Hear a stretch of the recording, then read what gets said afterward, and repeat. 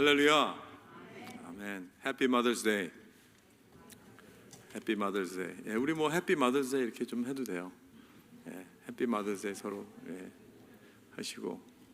예, 오늘은 예배 끝나고 교회에서 이렇게 너무 오래 있지 마시고 잠깐 식사하시고 얼른 집에 가셔서 빨리 우리 어머니들 또 아내들 섬겨 주시기 바랍니다. 뭐 오늘만 섬기지 말고요. 앞으로 열심히 섬기겠습니다. 이렇게 각오하고. 그렇습니다. 오늘은 우리 미국에서는 마더스데이고 한국에서는 어버이 주일이라 그러는데 좀 따로따로 했으면 좋겠어요. 어머니 날, 아버지 날. 아버지 날은 다음 달에 또 하고요. 얼마나 좋습니까? 따로따로. 저는 같이 이렇게 일조이석이라 그러나요? 일석이조. 죄송합니다. 뭐 이렇게 해가지고 하나 해가지고 두 번에 그냥 한꺼번에 그냥 이렇게 하는 거. 그거 제가 질려버렸어요. 제가 왜냐면 제가 생일이 크리스마스하고 가까워요. 그래가지고 어렸을 때부터 그냥 크리스마스 겸 이 생일 겸 이거다 이렇게 하고 선물 하나 딱 받았어요. 그래서 저는 지금 굉장히 억울한 그런 인생을 살아왔습니다. 그래서 이제 따로따로 합시다. 따로따로.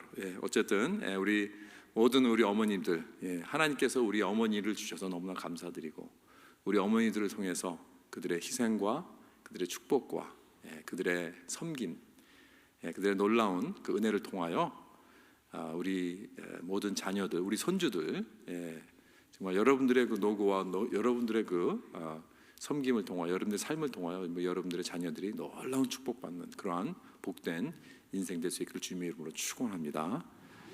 우리 하나님께 영광의 박수 올려드리겠습니다. 우리 어머님들을 주신 우리 하나님께 영광의 박수 올려드리겠습니다. 감사합니다. 여러분, 우리가 하나님을 아버지로 부르지만 어머니 같은 하나님이라는 말을 많이 안 들으셨을 거예요. 근데 제가 자주 사용하는 그 성경 구절이 있습니다. 하나님의 사랑을 생각하게 하는 성경 구절이 이사야 49장 15절 말씀인데요. 여인이 어찌 그 젖먹는 자식을 잊겠으며 자기 태에서 난 아들을 긍휼히 여기지 않겠느냐. 그들은 혹시 잊을지라도 나는 너를 잊지 아니할 것이라. 내가 너를 내 손바닥에 새겼고. 저는 이 말씀을 굉장히 좋아합니다. 그래서 이 세상에서 나를 가장 사랑하는 분은 어머니입니다. 그러나 심지어 어머니도 나를 버릴 수 있지만 우리 하나님 아버지는 절대로 나를 버리지 않으신다. 그래서 우리가 사랑하는 어머니를, 나를 가장 사랑하는 어머니를 생각할 때마다 그보다 1000배, 10,000배 나를 더 사랑하시는 우리 하나님 아버지를 꼭 기억하시길 바랍니다. 오늘 말씀 지난주에 이어서 두 번째 말씀입니다. 우리가 지난주에 본 것은 우리가 어떻게 하면 앞으로 계속해서 전진하면서 우리가 가나안 땅, 우리의 가나안 땅, 영원한 저 안식처인 저 천국으로 우리가 들어갈 수 있는가. 이 구약에서 이 광야에서 묻힌 이 이스라엘 백성들의 예를 들으면서 이렇게 이들같이 안타깝게 정말 애석하게 광야에서 그냥 묻어지는 그러한 불상사를 우리는 당하지 말아야 된다. 그래서 우리는 아주 안전하게 저 안식처로 들어가야 한다 하면서 그들을 예를 들으면서 히브리서 3장에서 이 끝까지 굳게 잡고 있으라는 것을 세 가지로 주셨어요. 지난주에 우리 첫 번째를 봤죠. 예수를 깊이 생각하라는 것입니다. 1절에 나왔습니다. 예수를 깊이 생각하라. 그 다음에 우리 지난주에 그것만 봤어요. 그 다음에 오늘 우리가 두 번째, 세 번째 포인트를 보겠습니다. 오늘은 12절에 나옵니다. 내 마음을 지키라. 네 마음을 지키라. 그리고 13절에 피차 권면하라 또는 서로 격려하라. 이 말씀을 가지고 우리가 오늘 은혜를 나누기 원합니다. 마음을 지키라. 12절에 그랬습니다. 형제들아 너희는 삼가 혹 너희 중에 누가 믿지 아니하는 악한 마음을 품고 살아계신 하나님께서 떨어질까 조심할 것이요. 그랬습니다. 이 본문 여기서 7절부터 이 11절까지를 쭉 보면요, 이 구절은 우리가 히브리서는 자꾸 구약에 서 있는 많은 그 구절들을 인용을 많이 했다 그랬죠. 가장 많이 구약의 그 말씀들을 인용한 책이 바로 히브리서입니다. 그래서 한번 7절부터 다시 한번 보겠습니다. 그러므로 성령이 이르신 바와 같이 오늘 너희가 그의 음성을 듣거든 광야에서 시험하던 날에 거역하던 것 같이 너희 마음을 완고하게 하지 말라.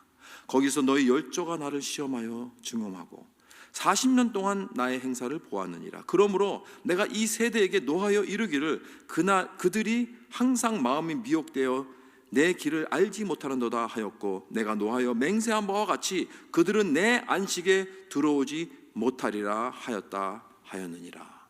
이 말씀은 이 구약의 그 이스라엘 백성이 광야에서 40년 동안 하나님의 그 인도하심과 하나님의 그 놀라운 기적과 그 행하심을 눈으로 직접 보고 경험하고 또 하나님께서 늘 말씀으로 모세를 통하여 그들에게 말씀을 주시고 시내산에서 율법을 주시고 정말 이루 말할 수 없는 많은 것들을 공급해 주셨는데도 불구하고 하나님의 음성을 거역하고 듣지 않고 결국에는 불신으로 하나님을 믿지 아니하였기 때문에 광야에서 다 죽었다 하는 이러한 말씀을 하고 있는 것입니다. 그렇기 때문에 저들과 같이 그렇게 되지 말라는 것입니다. 7절에 보면 성령이 이르신 바와 같이라고 했습니다. 성령은 그들에게 계속 말씀했다는 거예요. 그러나 그들은 듣지 않았어요. 여러분, 오늘날 성령께서 교회에서 말씀하십니까? 말씀하십니다. 오늘날도 성령께서 우리에게 주시는 말씀이 있습니다. 그것이 무엇일까요? 여러분, 다른 말씀이 아닙니다. 같은 말씀입니다. 오늘 너희가 주의 음성을 듣거든 너의 마음을 완고하게 하지 말라는 것입니다. 여러분이 주님의 말씀을 오늘 이 강단을 통해서 듣거든 여러분 마음을 완고하게 하지 마십시오. 그 말씀을 붙잡아야 합니다. 우리는 그래서 그렇기 때문에 우리의 마음을 다스려야 합니다. 마음을 지켜야 됩니다. 마음으로 들어야 한다는 것입니다. 여러분, 마음은 우리 인격체 전체의 핵심입니다. 마음이 이 중심이에요.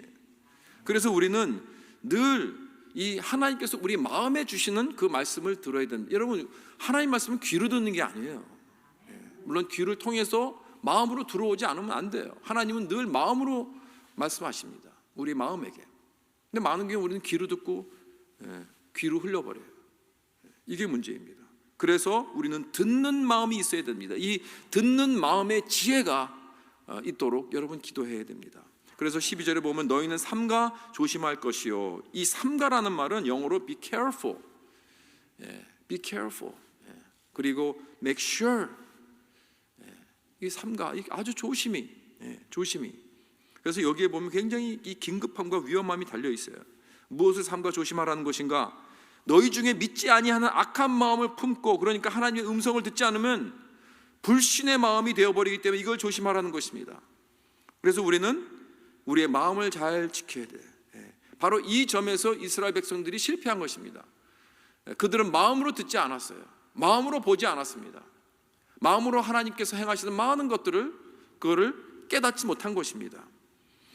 광야에 많은 이 여정은 우리들의 그 신앙의 여정과 아주 비슷합니다. 그래서 우리는 인생은 광야로 가는 것 같다. 이 광야 같은 인생이라는 말을 많이 쓰잖아요. 그래서 고린도전서 10장을 보면요, 사도 바울이 이 고린도전서 10장에서 이스라엘의 그 광야 생활을 통해서 우리가 정말 우리의 거울로 삼아야 된다, 우리의 모델로 삼아야 된다라고 말씀을 합니다.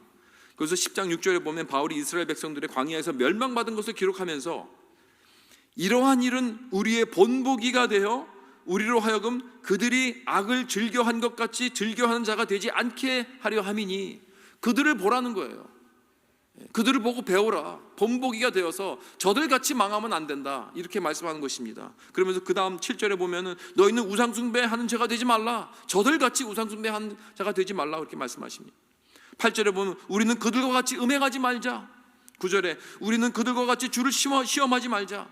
또 10절에 너희는 그들과 같이 원망하지 마라.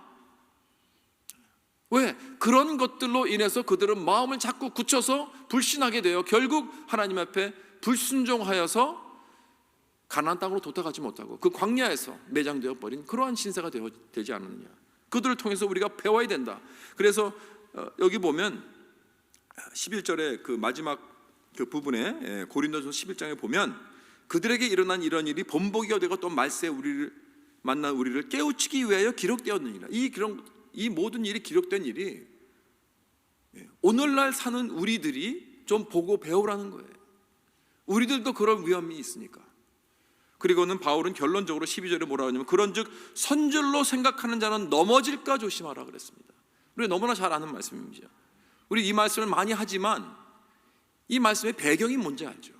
이제 선줄로 나는 뭐 어로메릭, 내가 이스라엘 백성이기 때문에, 나는 믿는 자이기 때문에, 나는 뭐 어로메릭리 저절로 그냥 아주 그냥 프리 라이드로 저 가나안 땅으로 저 천국으로 그냥 들어갈 줄 아느냐. 우리도 마음이 굳어져서 불순종하고 불신하게 되면 저들의 결과를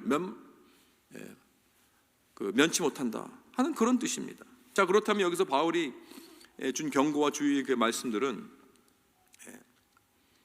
우리들 보고 배우라는 거예요. 우리들을 말씀입니다.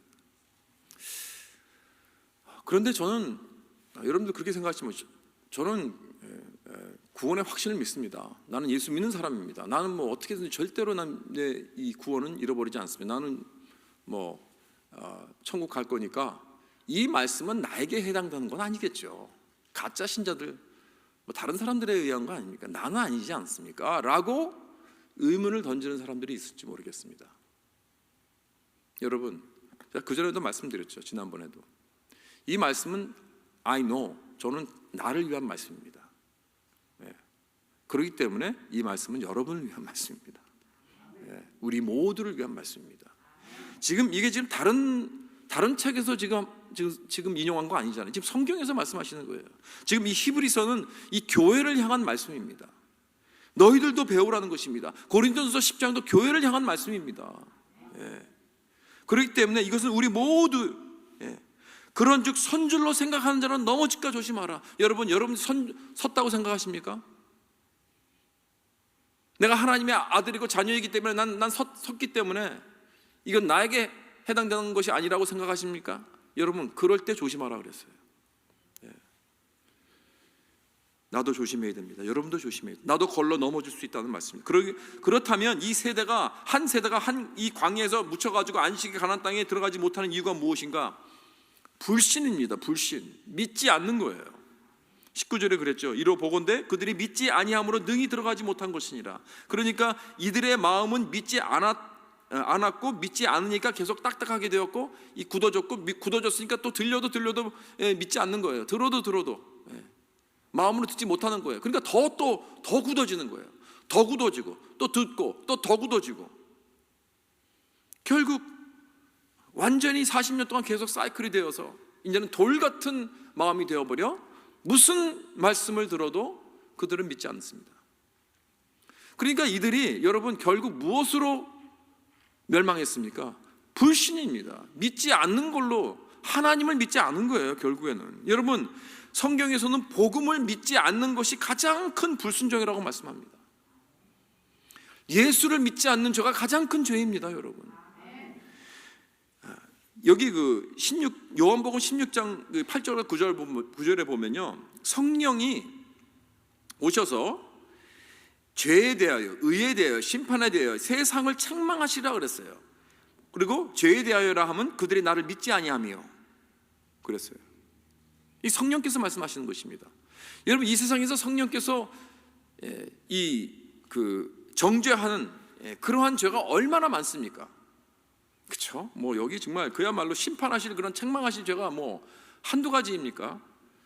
범죄, 사기, 거짓, 뭐 살인, 뭐 음행, 뭐 여러 가지 죄가 있지만 성령께서는 딱 한 가지 책망하셨어요. 뭐예요? 예수 안 믿는 거예요. 예수 안 믿는 거예요. 왜냐하면 예수 안 믿게 되면 거긴 소망도 없고 구원이 없습니다.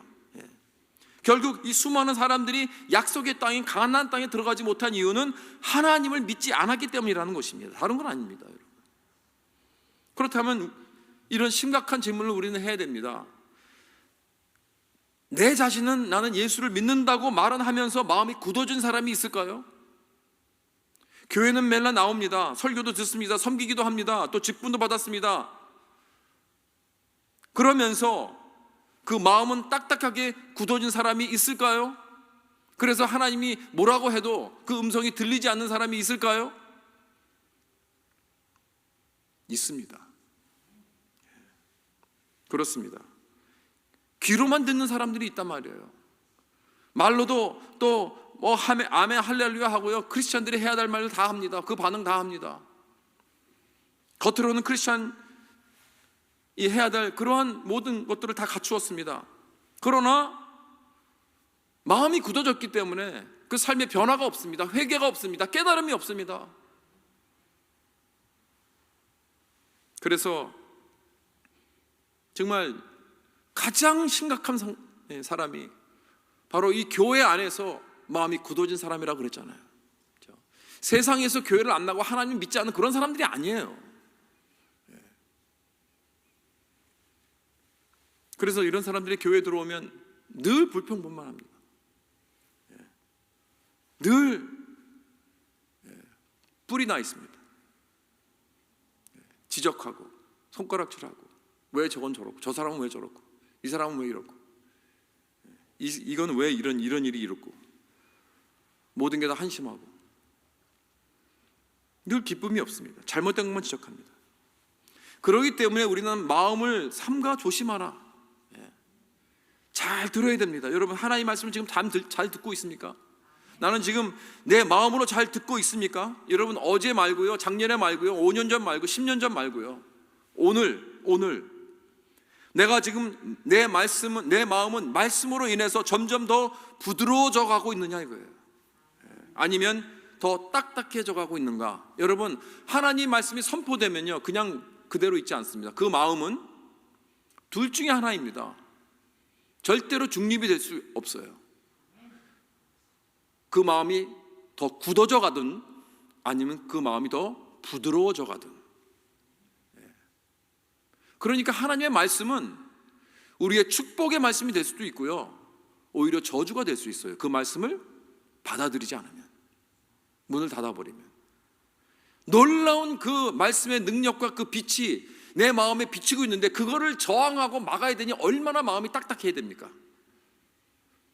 예수 그리스도의 복음의 이 놀라운 능력의, 이 놀라운 은혜의 말씀이 그렇게 부어져도 꼼짝하지 않고 움직이지 않으려면 얼마나 마음이 굳어져야 됩니까?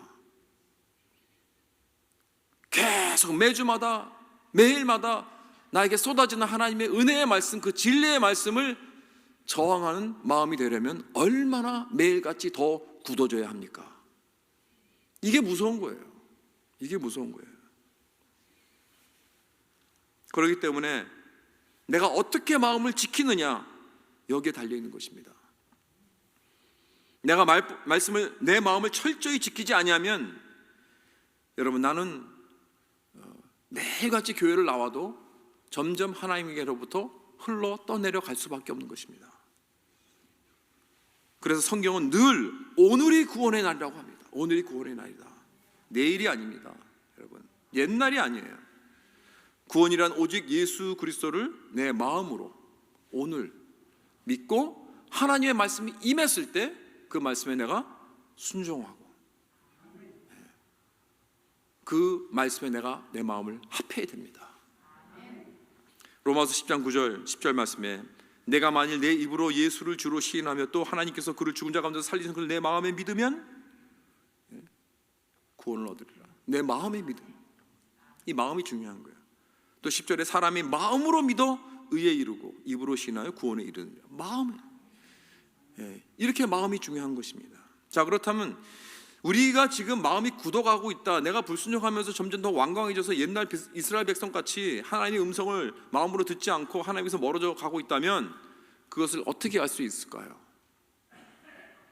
그걸 알 수 있는 방법들이 없을까요? 요즘은 차들이 그 컴퓨터화에 돼 있어가지고요, 이렇게 뭐 멀리 여행할 때 앞에 차가 가까이 오면은 저절로 이렇게 슬로우 다운 되더라고요. 그리고 옆으로 이게 레인 체인지하면 삐삐삐 소리 납니다. 이렇게 모든 신호등에서 기다리고 있다가 앞에 차가 이렇게 가면은 한눈 팔고 있다가 삐삐 소리 나고 빨리 가라 그래요. 앞에 차가 갔으니까. 굉장히 컴퓨터화가 너무 좋아져가지고 자동차도 굉장히 아주 발달이 됐어요. 내가 좀 와일드하게 운전하면 불이 바짝바짝 막 들어옵니다.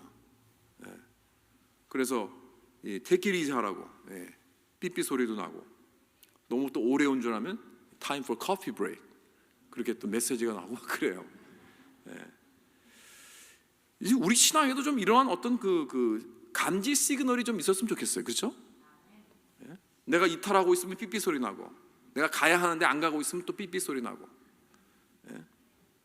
내가 막 너무 빨리 가면은 천천히 가라고 삐삐 소리 나고, 너무 쉬지 않고 달려가면 슬로우 다운 하라고, 쉬라고 또 삐삐 소리 나고. 이것은 어떤 목사님이 존 버년의 철로 역정의 책 Pilgrim's Progress 그 책을 통해서 이렇게 정리를 했습니다. 존 버년이 이 책에서 인간의 마음을 완고하게 하는 여러 가지 요인들이 있는데 이것을 9가지로 나열을 했습니다.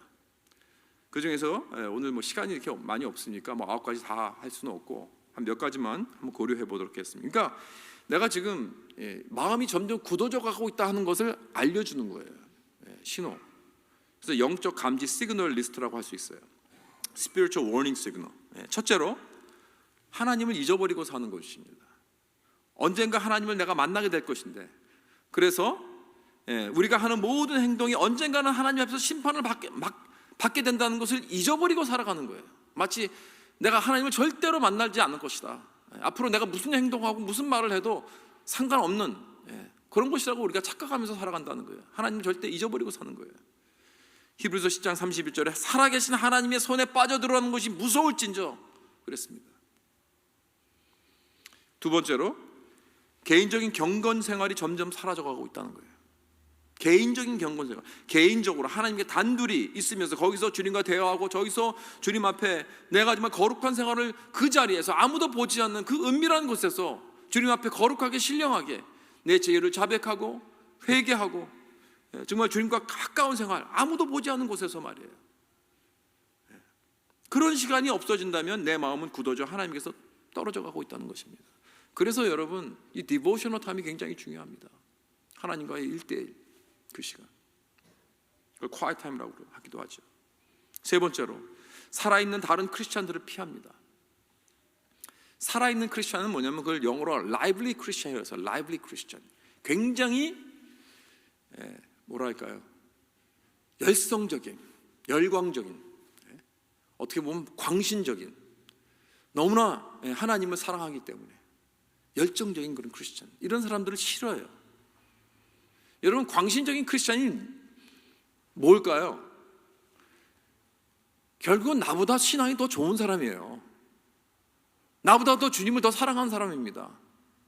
나보다 더 주님을 열심히 예배드리고 열심히 기도하고 열심히 잘 섬기고 나보다 더 기쁨이 있고 살아있는 크리스찬입니다. 결국에는. 그러니까 그런 게 싫은 거예요. 그 사람들 만나는 게 오히려 배기 싫고 자꾸 밉고. 그러니까 늘 그 사람은 예수님에 대한 말을 하고 늘 할렐루야 기쁨이 넘치니까 나보다 더 좋거든요. 그런 사람 슬슬 피합니다. 그러면 그건 내가 점점 하나님께서 멀어져 가고 있다는 것입니다. 그렇게 말을 합니다. 존 버년. 네 번째로 다른 사람들의 잘못을 트집잡기 잘합니다. 누가 항상 남의 잘못을 꼬치꼬치 찾아서 자꾸 그것을 비판하고 공격하는 그런 사람은 뭔가 심각한 문제가 있는 사람이에요. 여러분, 누가 거꾸로 매달아서 자꾸 흔들면은 먼지 안 나올 사람이 어디 있냐 이거죠. 저부터 시작해서. 그렇죠. 그렇기 때문에 우리는 제일 먼저 누구를 사람들을 바라보지 말고 예수 그리스도를 생각하고 바라봐야 합니다. 그런 사람은 돌아다니면서 이 남의 눈에 있는 그 이쑤시개를 그냥 빼려고 이렇게 꼬치꼬치 찾으려고 노력하지 않아요. 내 안에 있는 들보부터 신경을 씁니다. 여러분은 내 자신을 돌아보는 것보다 남의 허점만 찾아내는데 선수입니까? 그렇다면 내 마음은 점점 굳어져 가고 있다는 것입니다. 다섯 번째로, 나는 부끄러워할 줄을 잊어버렸습니까? 얼굴이 빨개지는 것을 잊어버렸느냐 이거예요. 예레미야 8장 12절에 보면 이런 말씀이 있습니다. 그들이 가증한 일을 행할 때 부끄러워하였느냐? 아니라 조금도 부끄러워하지 않을 뿐 아니라 얼굴도 붉어지지 아니하였느니라 그랬어요. 얼굴을 붉힐 줄 모르는 세대예요, 오늘은. 그래서 옛날에는 몰래 행하던 것들을 대낮에 사람들 앞에서 행해버립니다. 교회를 나가고 예수를 믿는다고 하는 사람들이 동거를 하고 술 취함과 도박과 온갖 더러운 행위를 다 드러놓고 내놓고 대낮에 아예 그것을 이제는 보통으로 받아들인다는 거예요. 예레미야 8장 12절에 계속해서 이런 사람들을 결말을 말씀합니다. 그러므로 그들이 엎드러질 자와 함께 엎드러질 것이라. 내가 그들을 벌할 때에 그들이 거꾸러지리라. 여호와의 말씀이니라 그랬습니다. 마지막으로 여섯 번째, 마음이 굳은 자는 완전히 믿음을 떠나버립니다. 결국 디모데전서 4장 1절 2절 보면 이런 말씀이 있습니다. 그러나 성령이 밝히 말씀하시기를 후일에 어떤 사람들이 믿음에서 떠나 미혹하는 영과 귀신의 가르침을 따르리라 하셨으니 자기의 양심이 화인을 맞아서 외식함으로 거짓말하는 자들이라 그랬습니다. 여러분, 지금 이 사람들은 이방인들을 말하고 있는 게 아닙니다. 예수 안 믿는 어떤 세상 사람들을 말하고 있는 게 아니라 믿음으로 시작해서 교회에서 속한 사람들입니다.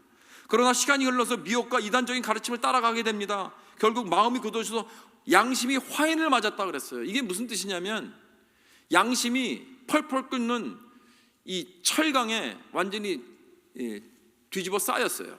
그러면 그 마음이 식으면 어떻게 됩니까? 완전히 철판으로 완전히 커버가 되는 거죠. 아무것도 뚫을 수 없는 완전히 철강 같은 그러한 마음이 되어버리니까 아무리 말씀이 들어가도 들어가진 않아요. 그러니까 믿음이 떠나는 것입니다. 사랑하는 성도 여러분, 지금 쭉 나열한 이 6가지를 쭉 들어보면요, 여러분 어떤 생각이 드십니까?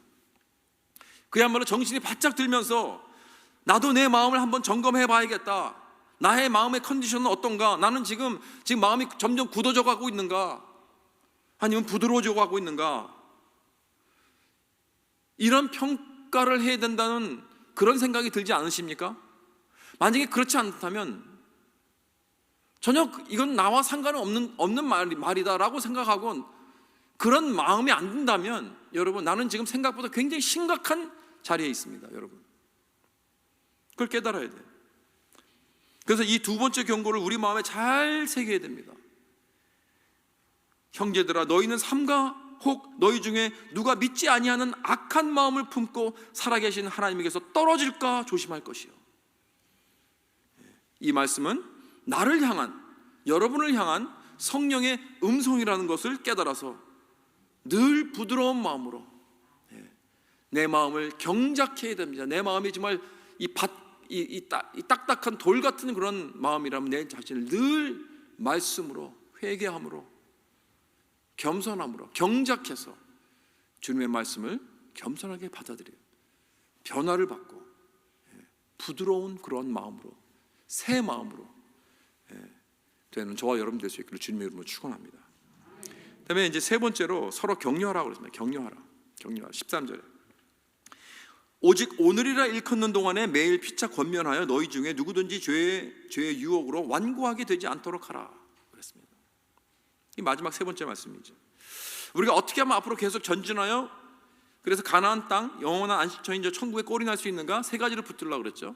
첫째는 예수를 깊이 생각하라. 두 번째는 내 마음을 지켜라. 그 다음에 여기 세 번째는 우리가 서로 피차 격려하고 권면하라는 거예요. 13절에 보니까 오직 오늘이라 일컫는 동안에 매일 피차 권면하여, 여기서도 역시 오늘을 강조하고 있습니다. 오늘을 우리가 오늘 어떻게 피차 격려하였는가, 이 질문을 해야 됩니다. 왜냐하면 이것이 우리 모두의 책임이기 때문에 그렇습니다. 우리는 늘 서로를 권면하고 격려하여 죄의 유혹에 빠진 마음을 완강하지 않도록 서로를 지켜줘야 되는 거예요. 왜요? 왜냐하면 우리는 가족이기 때문에, 우리는 패밀리이기 때문에. 예수께서 우리들을 가족으로 부르셨습니다. 예수님께서 내가 너희들을 형제라 부르기를 부끄러워하지 않는다 그러셨어요. 그래서 예수를 구주로 모신 모든 사람들은 다 형제 자매여 하나님의 가족이라는 거예요. 그렇기 때문에 우리는 서로 돌아보아야 됩니다. 서로 지켜줘야 됩니다. 가인이 동생 아벨을 죽이고 나서 하나님이 가인에게 찾아와서 네 동생 아벨이 어디 있냐 그랬더니 I don't know. Am I my brother's keeper? 그랬어요. 내가 내 동생을 지키는 자이니까 하면서 이렇게 컴플레인합니다. 여러분 그 질문의 답이 무엇입니까? Of course you are. Absolutely right. 네가 네 동생을 지켜주지 않으면 누가 지켜주겠느냐? 이거죠. 여러분 지금 피차 권면하는 것이 이 서로의 삶에 괜히 쓸데없이 간섭하라는 이런 말씀이 아닙니다. 서로 가족같이 돌보라는 것입니다. 로마서 7장에서 그랬습니다. 우리 중에 누구든지 자기를 위하여 사는 자가 없고 자기를 위하여 죽는 자도 없도다. 다시 말해서 이 세상에서 자기 혼자 살아가고 죽는 사람은 없다는 거예요. 우리 모두가 서로 어떻게 쓰든지 서로 돕고 서로 의존하고 서로 이끌어주고 서로 지켜주고 돌봐주고 그렇도록 우리를 만드셨다는 것이 더군다나 크리스천들은 이 공동체는 더욱 그래야 하는 것 아닙니까? 제가 자주 드는 이 쇼펜하우의 고슴도치 딜레마, 이 고슴도치의 딜레마라는 그 이야기 아시죠? 추운 겨울에 고슴도치가 다 함께 모였어요. 왜? 너무 추우니까 온도로 우리 서로 이 웜 해가지고 이 추운 겨울을 우리가 이겨내자. 근데 고슴도치니까 가까이 하면 할수록 찔리잖아요. 그래도 그 찔리는 걸 참고 같이 있었던 고슴도치는 그날 밤 다 살았고 도저히 이 상처 때문에 나 이게 아파서 못 견디겠다 해가지고 혼자 나가서 있는 고슴도치는 다 얼어 죽었다는 것입니다. 여러분 결국 서로 피차 one another 이러한 삶 우리는 가운데 있어야 돼요. 이것이 우리를 향한 하나님의 뜻일 뿐 아니라 우리 이 신앙의 이 생명줄입니다. 생명줄. 이거 안 하면 죽습니다. 이것이 교회 펠로십입니다. 그래서 사람의 마음이 완고해지면요 점점 내 신앙의 필수적인 이 중요한 크리스천 펠로십을 자꾸 피하려고 그래요. 그것도 하나의 완고해지는 그 사인이에요. 자꾸 만나기 싫어합니다. 목장 같은 거 모임 같이 셀 그룹 그런 거 싫어해요. 성경 공부 그런 거 싫어합니다. 자꾸 피합니다. 점점 어떻게 돼요? 그게 무슨 모양이냐면 그건 점점 죽어가는 겁니다. 여러분 영적으로. 물론 우리가 서로 가까이 할수록 우리가 서로 부닥치고 서로 비비고 되면은 찔리고 아파요. 고슴도치 같이. 그런 면에서 우리 인간으로 고슴도치하고 비슷합니다. 너무 가까이 하면 자꾸 찔려요. 상처나고. 자연스러운 공동체의 삶이에요. 다 이게 하나님의 디자인입니다. 그러나 여러분 그럼으로 통해서 우리가 그걸 인내하고 서로 받아주고 비록 연약하고 서로 상처도 되지만 그러나 그것을 용서하고 받아주고 하면서 우리는 영적으로 자라나게 되어 있는 거예요. 그거 나 딜 안 하겠다. I don't have to deal with this 하고 가버리면 그러면 나는 영적으로 죽어간다는 말씀입니다. 왜냐하면 여러분 우리가 죄에 대해서는 우리 모두가 다 블라인드 스팟이 있어요. 죄의 위험과 그 유혹에 대해서는 우리 모두가 다 블라인드 스팟이 우리가 서로 그걸 커버해 줘야 돼요. 뒤에서 있는 모습 내가 볼 수 없잖아요. 중이 제 머리 못 깎는다 그러죠. 다른 사람이 깎아줘야 돼요. 그러니까 우리는 서로 필요한 것입니다. 서로 커버해 줘야 돼요. 이 모습이 기러기가 날아가는 모습에서 우리가 배울 수 있습니다. 여러분 기러기가 이게 V 쉐입으로 쫙 이 철새들 날아가는 모습을 우리가 가끔 보죠. 그렇죠? 수천 마일을 이들은 날아갑니다. 어떻게 이렇게 할 수 있는가? 한 20마리 정도가 이 V 쉐입으로 쭉 모형을 나르는데 그렇게 나르는 이유가 있어요. 왜냐하면 이 앞에서 이 퍼덕거리면은 그 날개의 그 바람이 바로 뒤에 따라오는 그 새가 힘을 받는다고 합니다. 그래서 같이 저렇게 V-쉐입으로 쫙 날아가면요, 그러면 71%나 더 멀리 날아갈 수 있다고 합니다. 놀라운 그 힘입니다. 그게 그렇죠. 그래서 같이 나르는 게 이게 훨씬 쉽고 빠르게 날아갈 수 있다는 거예요. 그런데 문제는 뭐냐면 맨 앞에서 나가는 제일 리더하는 그 포인트, 그게 제일 힘들죠. 그 새가. 왜냐하면 앞바람을 제일 자기는 잘 다 맞아야 되니까. 그러니까 얼마 못 가요. 오래 못 가면 지쳐서 뒤로 붙는다고 합니다. 그러면 그 다음 새가 또 테이크오버 하는 거예요. 그래서 계속 가는 거예요. 또 지치면 그럼 뒤로 물러나고 또 그 다음이 또 앞으로 하고 이렇게 계속해서 이 택턴하면서 날아간다는 거예요. 참 놀라운 그 지혜입니다. 그렇죠? 열심히. 그리고 꽥꽥 소리 지르죠. 꽥꽥 소리 지릅니다. 왜 소리 지르는지 아세요? Keep up the speed 하라고 계속. 계속 유지한 북 돋는 거예요. 천천히 가지 말라고. 계속 잘 간다. 가자 하면서 아자 하면서 가는 거예요. 그리고 혹시 뭐 사냥꾼한테 총 맞아가지고 떨어지거나 뭐 아프거나 그래가지고 한 마리가 떨어지면 즉시 두세 마리가 같이 떨어진다 그래요. 같이 보호하는 거예요. 그래서 뭐 아예 죽던지 아니면 이렇게 회복하고 살아날 때까지 같이 있어 주는 거예요. 그리고 그 다음에 오는 모든 팀들에 또 조인한다고 합니다. 여러분, 이 자연의 이 세계에서도 이 새들에게서 공동체 삶에서 우리가 배워야 돼요. 그렇죠? 기러기는 혼자 날아가면 너무나 힘들기 때문에 멀리 못 가는 거, 우리도 마찬가지입니다. 맨 앞에서 가는 기러기는 제일 힘들지만 그 뒤에서 도와주잖아요. 택턴하잖아요. 그러니까 서로 일을 돕는 거예요. 그러니까 기러기들은요, 한 사람만 죽어라 일하지 않아요. 같이 돌아가면서 섬기는 거예요. 참 지혜롭죠. 근데 저는 우리 교회에는 안수 집사님들이 그렇게 섬겨주세요. 참 감사하고 자랑스러운 게 뭐냐면, 우리 안수 집사님들 그 카톡방에 보면 무슨 어저께 같은 그런 이벤트 있으면요, 나와서 섬겨주십시오 하면 내가 하겠습니다. 내가 이거 다 사인업해요. 근데 어떤 사람들은 이번 주는 내가 바빠서 못합니다. 그러면 못하면 또 다음 기회에 그분은 또 사인업해서 또 해요. 이렇게 서로 돌아가면서 기회가 될 때마다, 행사가 있을 때마다 이렇게 쭉 하신 걸 제가 쭉 이렇게 보아옵니다. 참 귀하게 서로 이렇게 같이 짐을 지는 그런 모습.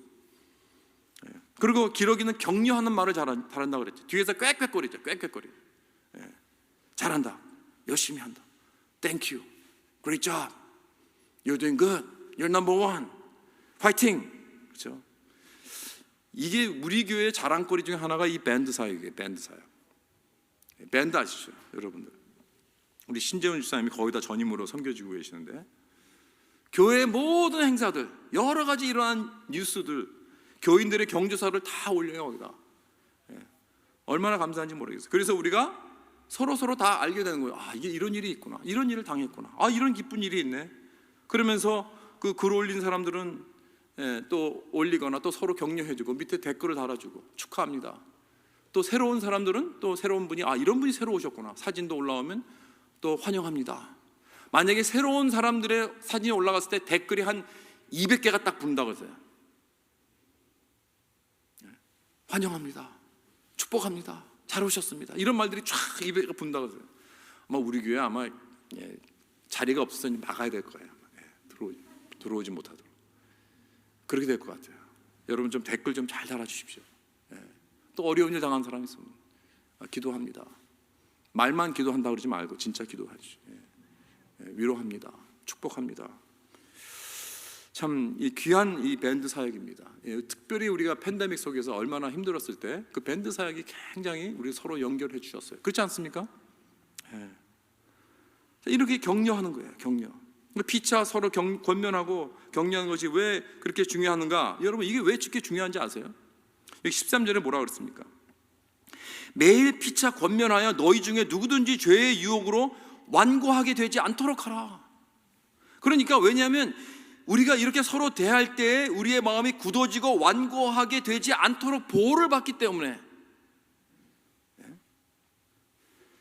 이렇게 활발한 성도의 교제는 모든 성도들이 끝까지 결국 가나안 땅의 영원한 안식처에 들어가는 이 놀라운 축복과 상급을 받는 데 있어서 아주 중요한 역할을 한다는 거예요.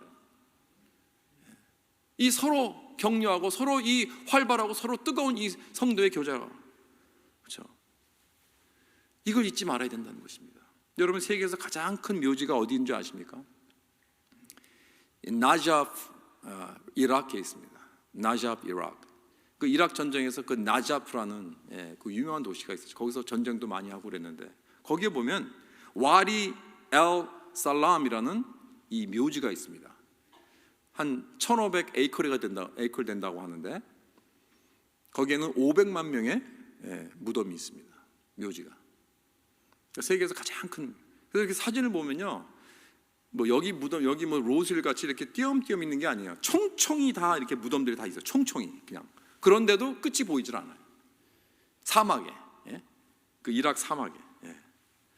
저는 그 모습을 보면서 그 많은 사람들이 거기에 그 사막에 묻힌 것을 볼 때 여기 본문 17절을 생각해 보지 않을 수가 없습니다.